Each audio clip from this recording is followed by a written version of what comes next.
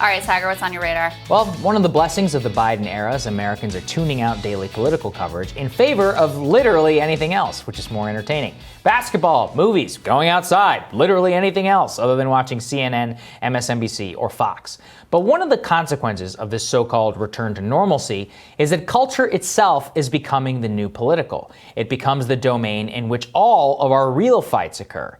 Take a look at the right and left-wing commentator and what animates them in the Biden era. Dr. Seuss, Lil Nas X and his Satan shoes, The Mandalorian and Gina Carano, things of that nature. My radar today is an attempt to do something similar, and that's to focus on the politicization of our pop culture, but not in the way that most grifters online are. It's to see reflected in our corporate pop culture the deep and pervading influence of the Chinese Communist Party and the future fight between us. How it's beginning to break every slow slightly, a choice between free and unfree peoples. And that choice must involve Joe Biden and the United States government.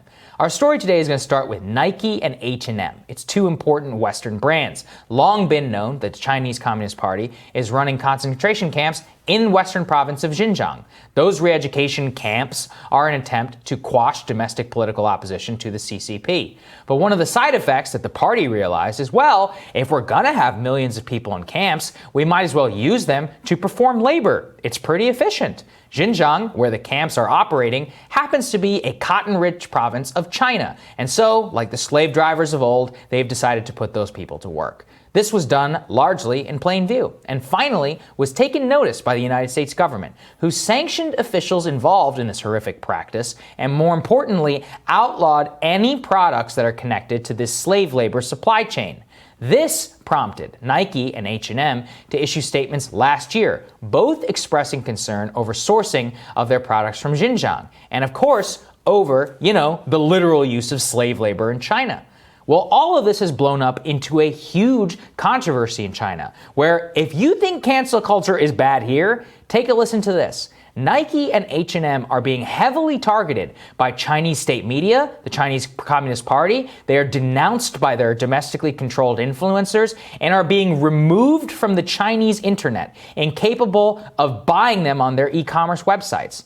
The effort is encouraged and directed by the Chinese Communist Party, which is whipping up its citizens into a frenzy with the idea that if a U.S. company dares mention slave labor and concentration camps in China, they must be boycotted, both by private Chinese companies, Chinese citizens, and subject to relentless domestic political attack.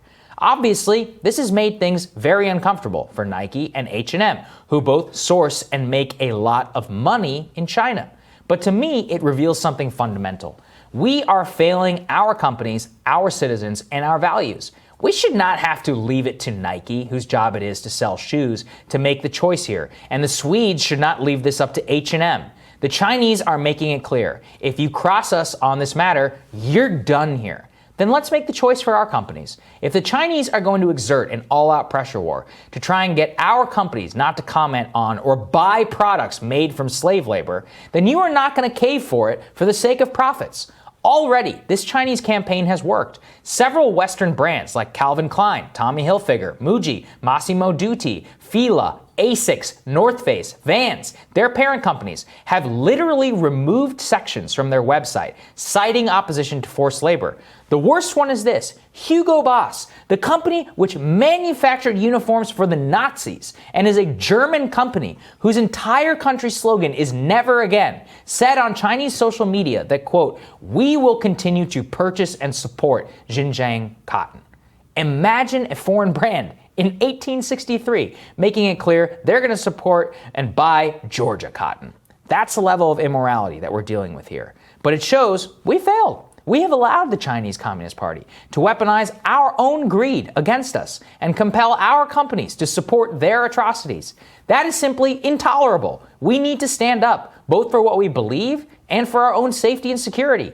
We cannot have a society where the richest and most powerful amongst us have a financial interest in towing the line of another country's foreign and domestic policy, especially if and when, like in this instance, when those policies run up against each other.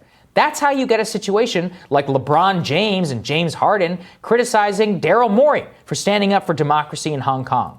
It is time to make a choice. If the Chinese government is going to orchestrate a multi-billion-dollar boycott to try and compel Western companies' behavior, then sorry, those companies must be incentivized or barred from caving to those demands. There are easy ways to do this through the Export Control Act, and even if we don't go that far, we need our government and other Western governments to stand up and make this choice clear. No American consumer or Western consumer has the individual power right now to make sure that the richest and most powerful corporations in America are not sourcing things from literal slaves through boycotts.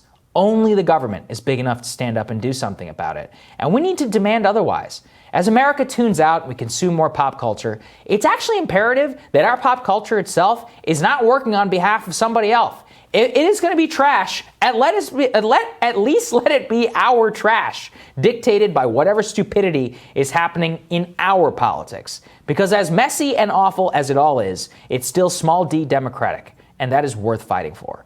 And, you know, Crystal, I was aghast, really, if you go and you look at what's happening with H&M. I mean, H&M is a Swedish Hugo company. Boss thing is freaking crazy. Oh, we'll get to that. And if you go and you see H&M, you cannot, in the equivalent of Google Maps in China, if you try and type in H&M, it doesn't exist. If you try to take an Uber to your local H&M, it doesn't exist. They've erased H&M from the Chinese internet completely. H&M sells hundreds of billions of dollars worth of goods in China. They have 400 or something stores. Now, they haven't done this to Nike because Nike's an American company and they think they can pick a fight with the Swedes, but they're orchestrating an online campaign against them. And it's working. Calvin Klein, Tommy Hilfiger, Hugo Boss openly says, we support Xinjiang cotton.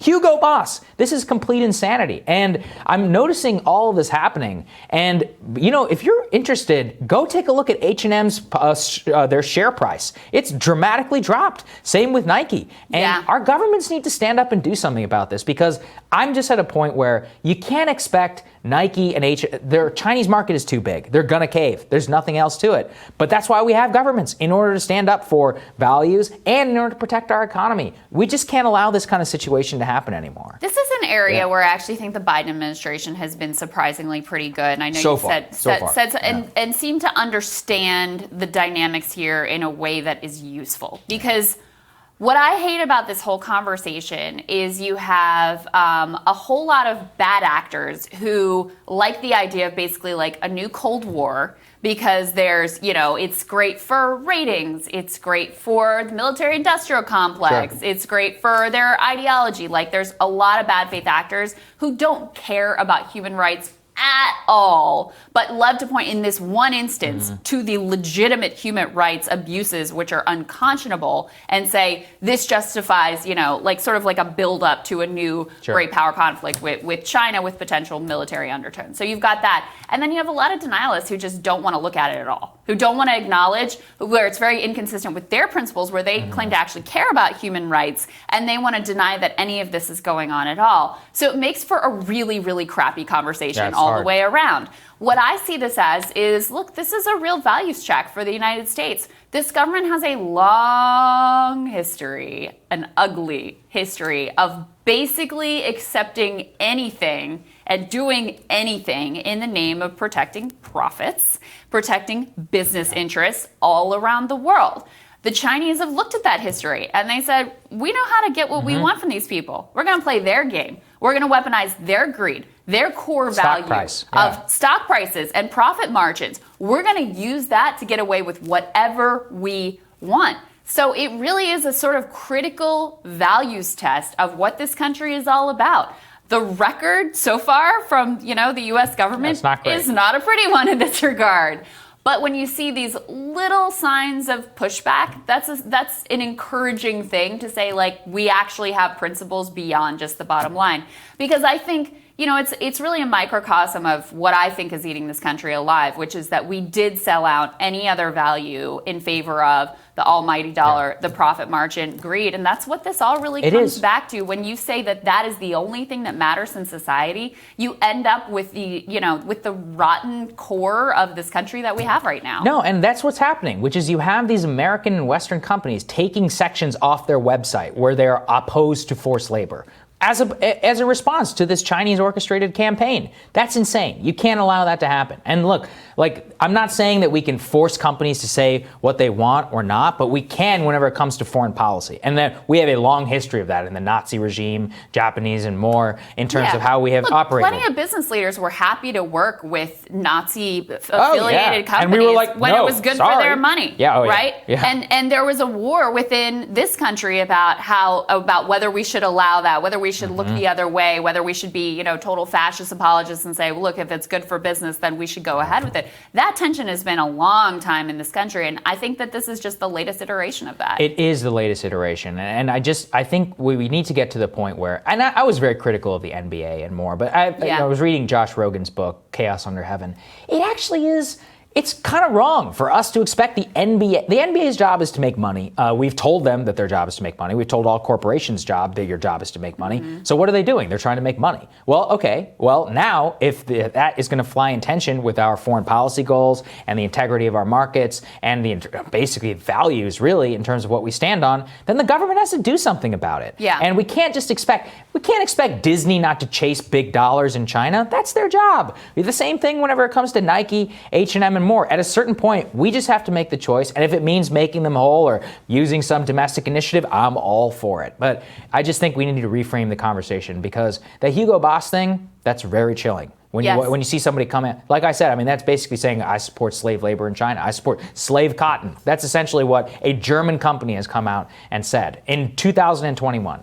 And you're exactly right. It's the system that we set up. Yeah. Oh, and yeah. that's the thing that needs to change. That's right. Coming up next, the panel with our old friends, Don Calloway, Marsha Kosloff, when Rising continues.